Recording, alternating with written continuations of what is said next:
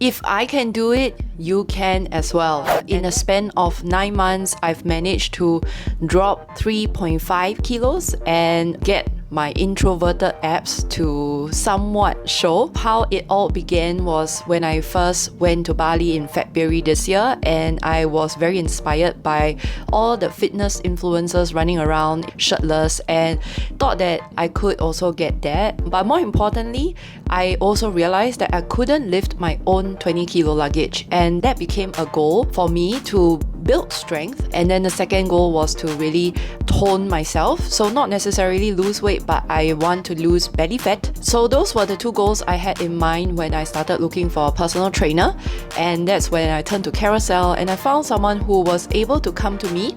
And there's actually an active SG gym just one block behind my house, which I have never made use of. So I decided to try it out, and I would say that the results came slowly but surely.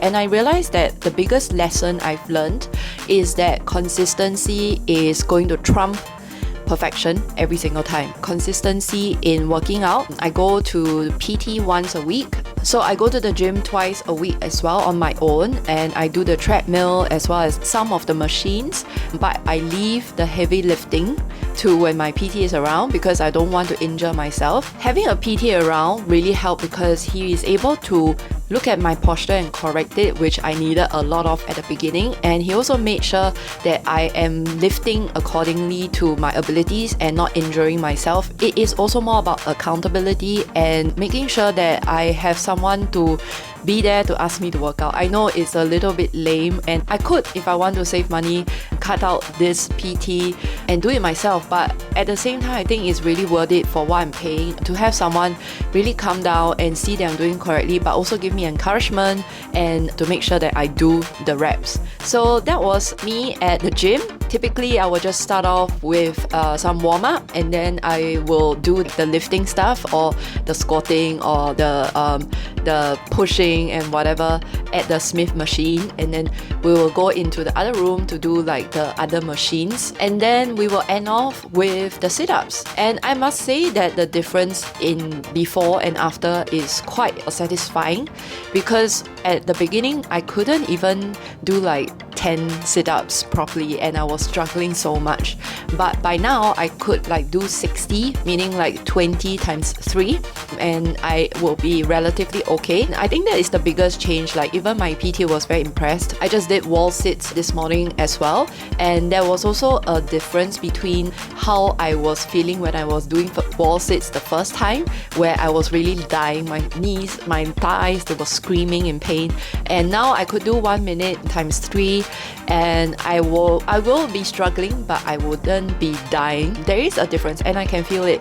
So that's actually the biggest change, working out and also eating well. I've also tried to eat clean and incorporate way more protein into my diet, which actually is way harder than I would imagine. And apparently I need 110 grams of protein a day, and I find that so difficult. I mean, I've been eating like 2 eggs a day, and I do like a catered lunch, but again I think it's also consistency, because building up that routine of like eating more protein, like having a protein shake in the middle of the afternoon, really also help to keep the weight loss sustainable, because what I'm losing is fat, and so far weight has not gone up and it has maintained, but I'm hitting a plateau. But it is pretty good, impressive for me, because now I can lift more than 20 kilos. So I was very happy, because when I went to Europe I had a lot of stairs and I had to drag my luggage up. It worked. You know, the PT helped me achieve my goals, and I now feel healthier as well. And I also saw some research that PT is actually good for women, especially because it helps build bone density. Actually, I think that more women should go to the gym and try weights, because when I go to the gym, very typically, I think 80% are male. So I'm one of few females in the gym, and I'm just puzzled because there are many health benefits. It's not just about like building muscles, but it's also about building strength. If I can do it, I think everyone can. Really, I think I live by a best effort philosophy. So What this means is I will do my best for everything, but I will also put in the effort. So that's where the effort comes in. I think that having best effort is really good enough, because if you achieve or just best, you will never do it. But if you put in effort and you do as best as you can, then even if it is not perfect, you have still tried, and if you keep doing that consistently, then it is going to give you results, and I can guarantee it because I'm a living example. So yeah, that's what I wanted to share for 2024. I hope you found this video useful. I'll see you guys in the next one. Bye!